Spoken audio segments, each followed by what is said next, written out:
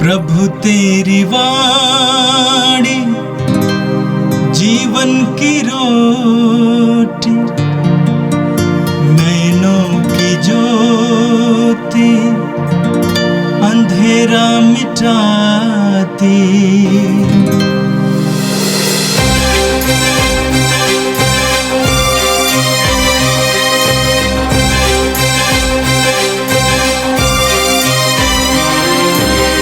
प्रभु तेरी वाणी जीवन की रोटी, नैनों की ज्योति अंधेरा मिटाती।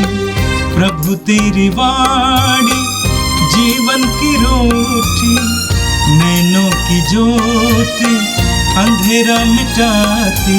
वाणी वाणी वाणी वाणी वाणी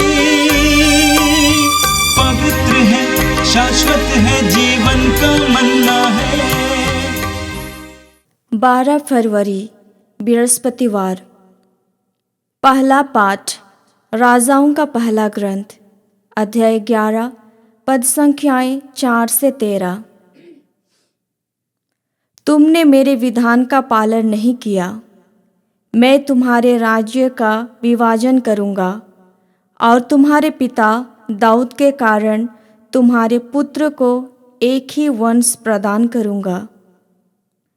जब सुलेमान बूढ़ा हो गया था तो उसकी पत्नियों ने उसे बहकाया और वह दूसरे देवताओं की उपासना करने लगा। वह अपने पिता दाऊद की तरह प्रभु के प्रति पूर्ण रूप से ईमानदार नहीं रहा। वह सीदोनियों की देवी असरता और अम्मोनियों के घृणित देवता मिलकोम की उपासना करता था। उसने वह काम किया जो प्रभु को अप्रिय है और वह अपने पिता की तरह प्रभु के प्रति ईमानदार नहीं रहा। उस समय सुलेमान ने यरूशलेम के पूर्व की पहाड़ी पर मोआबियों के घृणित देवता कामोश के लिए और अम्मोनियों के घृणित देवता मोलेक के लिए एक एक मंदिर बनवाया। उसने अपनी दूसरी पत्नियों के लिए भी वही किया और वे अपने अपने देवताओं को धूप और बलिदान चढ़ाया करती थी। इसलिए प्रभु सुलेमान पर क्रुद्ध हुआ, क्योंकि वह इस्राएल के प्रभु ईश्वर के प्रति ईमानदार नहीं रहा। ईश्वर सुलेमान को 2 बार दिखाई दिया और उसने उस अवसर पर उसे अन्य देवताओं की उपासना करने से मना किया था, किंतु उसने उस आदेश का पालन नहीं किया था। प्रभु ने सुलेमान से कहा, तुमने यह काम किया, तुमने मेरे विधान और मेरे दिए आदेशों का पालन नहीं किया। इसलिए मैं तुमसे राज्य छीनकर तुम्हारे सेवक को दे दूंगा। किंतु तुम्हारे पिता दाऊद के कारण मैं तुम्हारे जीवन काल में ऐसा नहीं करूँगा। मैं उसे तुम्हारे पुत्र के हाथ से छीन लूँगा। मैं सारा राज्य भी नहीं लूँगा। मैं अपने सेवक दाऊद और उसके चुने हुए नगर यरूशलेम के कारण तुम्हारे पुत्र को एक ही वंश प्रदान करूँगा। यह प्रभु की वाणी है। संत मार्कुस के अनुसार पवित्र सुसमाचार, अध्याय 7, वचन संख्याएं 24 से लेकर 30 तक। वहां से विदा होकर यीशु तीरूस और सीदोन प्रांत चले गए।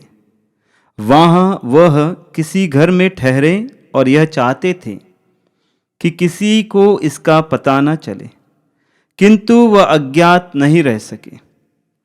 एक स्त्री ने, जिसकी छोटी लड़की को अशुद्ध आत्मा लगा था, तुरंत ही इसकी चर्चा सुनी और वह उनके पास आकर उनके चरणों पर गिर पड़ी। वह स्त्री गैर यहूदी थी, वह तो जन्म से सुरूफिनीकी थी। उसने यीशु से विनती की कि वह उसकी बेटी से अबदूत को निकाल दे। यीशु ने उससे कहा, पहले बच्चों को तृप्त हो जाने दो, बच्चों की रोटी को लेकर पिल्लों के सामने डालना ठीक नहीं है। उसने उत्तर दिया, जी हाँ प्रभु, फिर भी पिल्ले मेज के नीचे बच्चों की रोटी का चूर खाते ही हैं। इस पर यीशु ने कहा, जाओ, तुम्हारे ऐसा कहने के कारण अबदूत तुम्हारी बेटी से निकल गया है। अपने घर लौटकर उसने देखा कि बच्ची खाट पर पड़ी हुई है और अबदूत उसमें से निकल चुका है। प्रभु का सुसमाचार। हे क्रिस्त, तेरी स्तुति हो। क्रिस्त में प्यारे विश्वासी भाइयों और बहनों, आज का पहला पाठ जो राजाओं के पहले ग्रंथ अध्याय 11 वचन संख्या 4 से 13 तक में से लिया गया है। आज का पाठ हमें राजा सुलेमान के उस समय के बारे में हमारे सामने रख रहा है जहां पर वो ईश्वर के विश्वास से विमुख हो गया और पूरी तरह से अपने पतन की ओर मुड़ गया।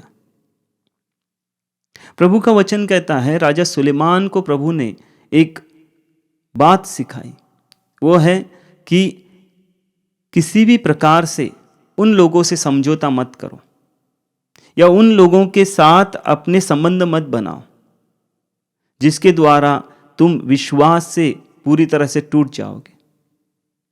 और वचन आगे कहता है कि सुलेमान ने वही किया जो ईश्वर की दृष्टि में बुरा है और वह अपने पिता दाऊद की तरह ईश्वर के प्रति ईमानदार नहीं रहा। सुलेमान ने वही किया जो ईश्वर की दृष्टि में बुरा है। सुलेमान को ईश्वर ने प्रज्ञा दी, विवेक दिया। जब सुलेमान ने बड़ी नम्रता के साथ ईश्वर के पास मांगा, ईश्वर ने उसको बहुतायत में दिया, भरपूरी में दिया। किसी चीज की कमी ईश्वर ने उससे नहीं की। उसके राज्य का विस्तार होता गया, उसकी लोकप्रियता बढ़ती गई। उसकी प्रज्ञा के वचनों को सुनने के लिए लोग कोने कोने से, राष्ट्रों राष्ट्र से निकलकर आने लगे। इतना महान शासक राजा उसको ईश्वर ने बना दिया। और ईश्वर ने उससे कहा कि तुम कुछ बातों में समझौता नहीं करना है। लेकिन वचन हमें याद दिला रहा है, फिर से उसको दोहराने की जरूरत है कि वचन कह रहा है कि सुलेमान ने वही किया जो प्रभु की दृष्टि में बुरा है और वह अपने पिता दाऊद की तरह ईश्वर के प्रति ईमानदार नहीं रहा। विश्वास में समझौता करते सुलेमान अपने पतन की ओर मुड़ गया। या यूं कह सकते हैं कि एक लोकप्रियता के घमंड ने उसे ईश्वर की उस प्रज्ञा से बढ़कर अपने बुद्धि पर ध्यान देना शुरू किया। जिस प्रकार हम सुक्ति ग्रंथ में पढ़ते हैं, सुक्ति ग्रंथ अध्याय 3 वचन संख्या 5, वहां पर लिखा है, तुम सारे हृदय से प्रभु पर भरोसा करो और अपनी बुद्धि पर निर्भर मत रहो। तुम सारे हृदय से प्रभु पर भरोसा करो और अपनी बुद्धि पर निर्भर मत रहो। योग का ग्रंथ अध्याय 28 वचन कहता है, प्रभु पर श्रद्धा रखना ही प्रज्ञा है। प्रभु पर श्रद्धा रखना ही प्रज्ञा है। संत पादरी पियो हमें कुछ इस प्रकार से कहते हैं कि शैतान इतना चालाक है कि वह बुराई को अच्छाई के रूप में प्रस्तुत करता है। वे आगे कहते हैं कि शैतान बुद्धिमान से बुद्धिमान व्यक्ति को भी भ्रमित करता है। अगर पवित्र बाइबल की इस पृष्ठभूमि को देखेंगे, इस वचन की पृष्ठभूमि को, सुलेमान ने ऐसे राजाओं की कन्याओं से विवाह किया जो ईश्वर की दृष्टि में सही नहीं था। वो एक गलत निर्णय था। लेकिन सुलेमान ने अपने भावनिक बुद्धि के दृष्टि से, राज्य का विस्तार की सोच से और अपनी सामर्थ्य की सोच से इस निर्णय को ले लिया और वहां वो पतन की ओर चला गया। वहीं आगे वचन हमें कहता है कि सुलेमान ने अपने पिता की तरह ईश्वर से ईमानदारी नहीं रखी। बहुत सुंदर वचन है, क्योंकि हम राजा दाऊद के बारे में पढ़े हैं। क्या राजा दाऊद ने पाप नहीं किया? क्या राजा दाऊद ने गलतियां नहीं की? क्या राजा दाऊद ने गलत निर्णय नहीं लिए? जरूर लिए, जरूर लिए।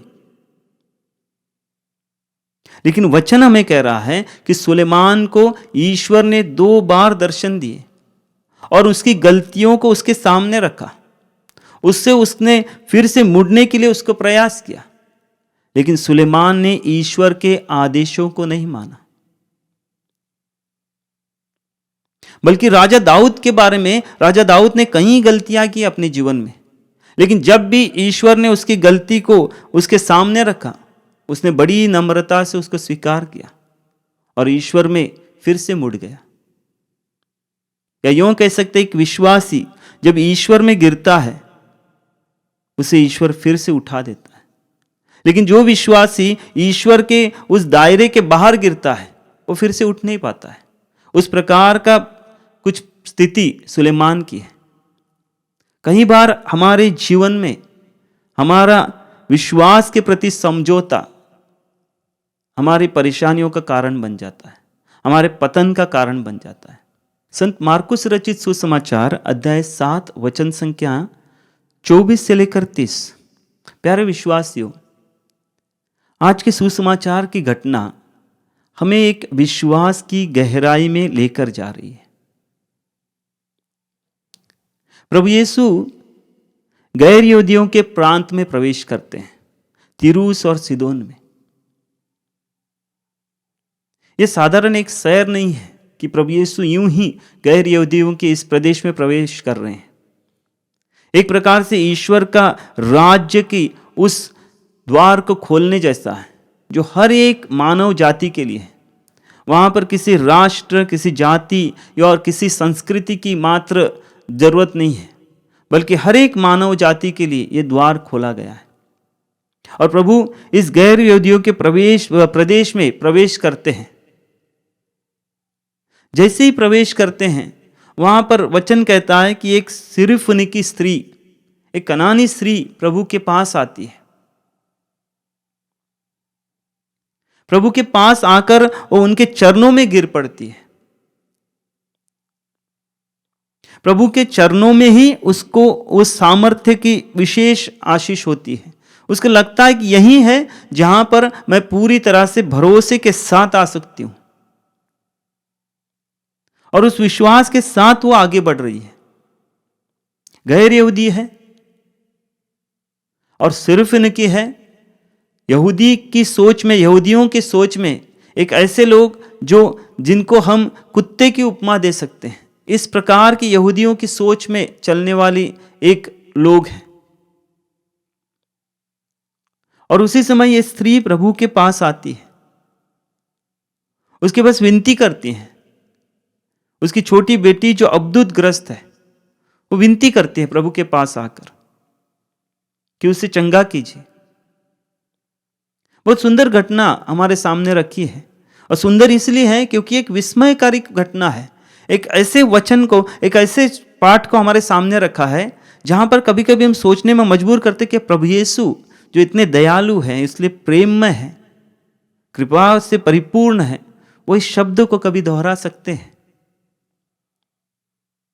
क्योंकि वचन कहता है जैसे ही वो स्त्री प्रभु के पास आई, उसने गुहार लगाई। प्रभु ने कहा, पहले बच्चों को तृप्त हो जाने दो। बच्चों की रोटी लेकर पिल्लों के सामने डालना ठीक नहीं है। उस स्त्री को उस पिल्ले की उपमा प्रभु दे रहे हैं।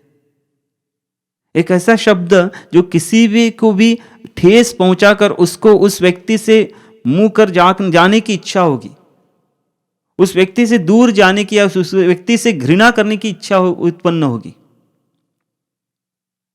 मैं जिस प्रकार से समझता हूं इस वचन को, मैं समझ रहा हूं कि प्रभु उस स्त्री को एक गहराई में लेकर जाने की इच्छा रख रहे हैं। विश्वास की उस गहराई में जहां पर प्रभु चाहते हैं कि वही गहराई उसको एक महान गवाही के रूप में प्रस्तुत करे।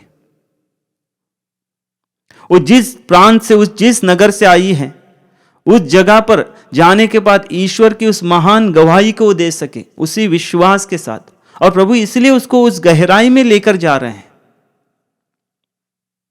कई बार हमारे जीवन में ऐसी परिस्थिति आती हैं, ऐसी परेशानियां आती हैं, ऐसे शब्द हमें सुनने पड़ते हैं, या ऐसी स्थिति आती है जहां पर हमें करने की बिल्कुल इच्छा नहीं रहती। एक व्यक्ति जिसने मेरे खिलाफ कुछ किया है और मैं नहीं चाहता हूं कि मैं उसे कभी क्षमा करूं,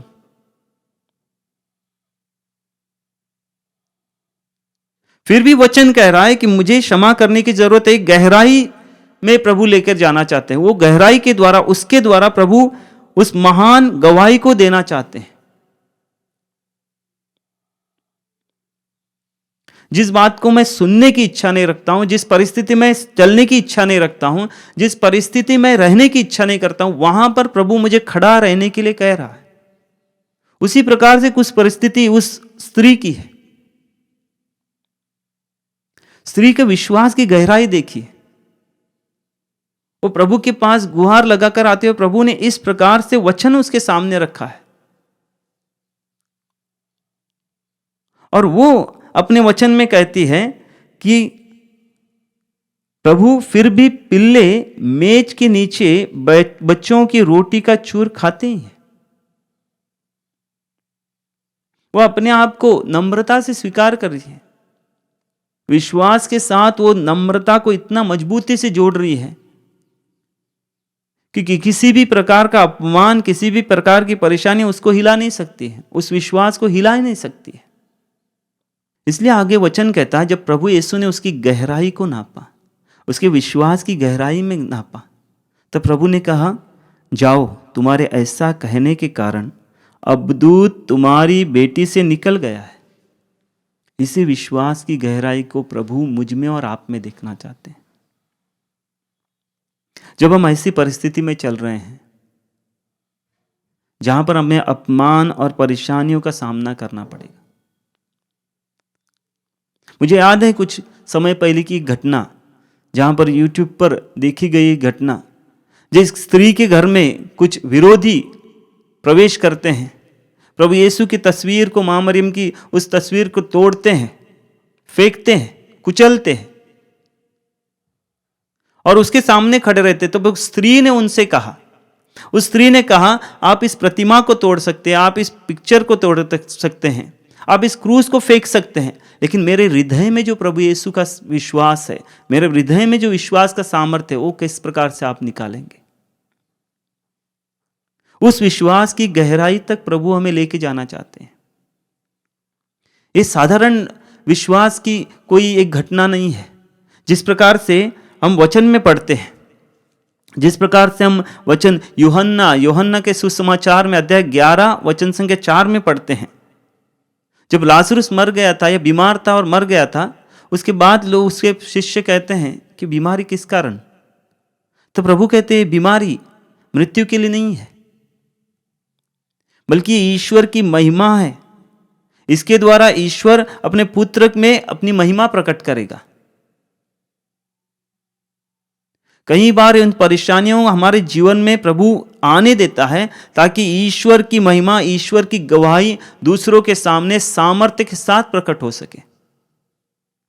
लेकिन वो तब प्रकट होती है जब उस सामर्थ्य, उस परेशानियों को भी हम ईश्वर के उस विश्वास में बढ़ते हुए बड़ी नम्रता से स्वीकार करने के लिए तैयार रहते हैं, उस परिस्थिति को स्वीकार करने के लिए तैयार रहते हैं।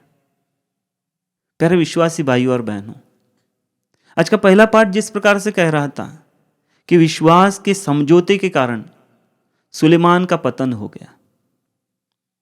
विश्वास में उसने समझौता किया और ईश्वर की दृष्टि में वो गिर गया, उसका राज्य छीना गया, उसका राज्य के टुकड़े हो गए। उसके बाद भविष्य में उस राज्य की टुकड़े होते चले गए।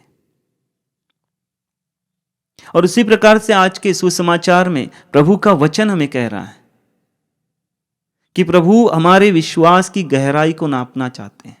वो देखना चाहते हैं हम किस विश्वास की मजबूती के साथ उसके सामने किसी भी परिस्थिति में गवाही देने के लिए तैयार है, उसमें भरोसा रखने के लिए तैयार है।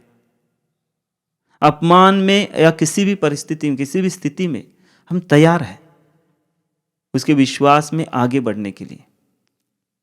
हम प्रार्थना करें।